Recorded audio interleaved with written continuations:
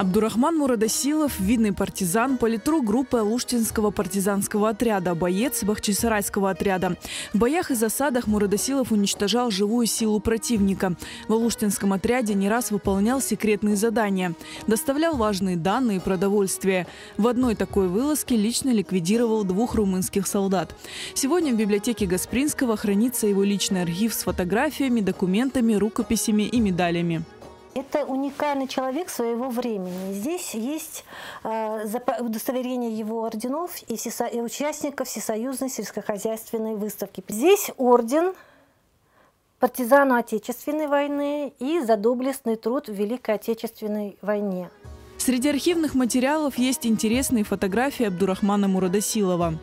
В довоенные годы он возглавлял санаторий в Буюкламбаде, и здесь хранятся несколько его фотографий, которые очень характеризуют его как ответственного человека, хозяйственника. Вот здесь он представлен как на проверке техосмотра автомобилей с гаража. Здесь уникальное фото довоенно 1939 года, вот он в характерном халпахе. Здесь фотография, когда он проводит политинформацию, чистку среди работников гаража санатория.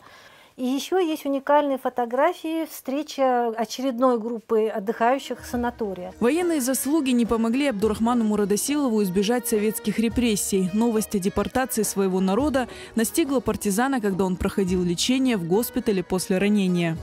А когда он узнал, что вот весть крымских татар в 1944 году выселяют, депортируют, он тогда набрал... Это опять же типа воспоминаниям внуков, что он позвонил тогда в Москву, подумал, что это чудовищная несправедливость, как это так. Но ему сказали, приказы не обсуждаются, но вы, если хотите, вы можете остаться. Но он не остался, он пошел, вернулся, поехал, отыскал своих близких в Янгиюле и отмечался, и тоже участь спецпереселенцев вынес полностью на своих плечах тоже. В Узбекистане Абдурахман Мурадасилов присоединился к национальному движению за возвращение в Крым. Он активно боролся за права своего народа. В архивных папках библиотеки можно увидеть его рукописи и письма, которые подтверждают его роль в национальном движении.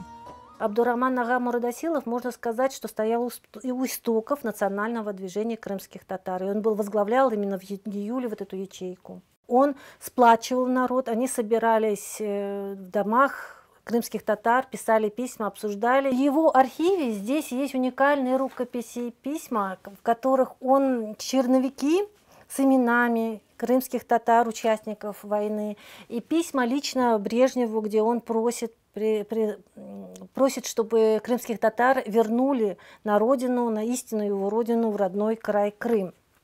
Здесь фотографии на Красной площади в Москве и очень много рукописей. Абдурахман Мурадасилов скончался в 1966 году в Узбекистане в возрасте 62 лет, так и не вернувшись на родину.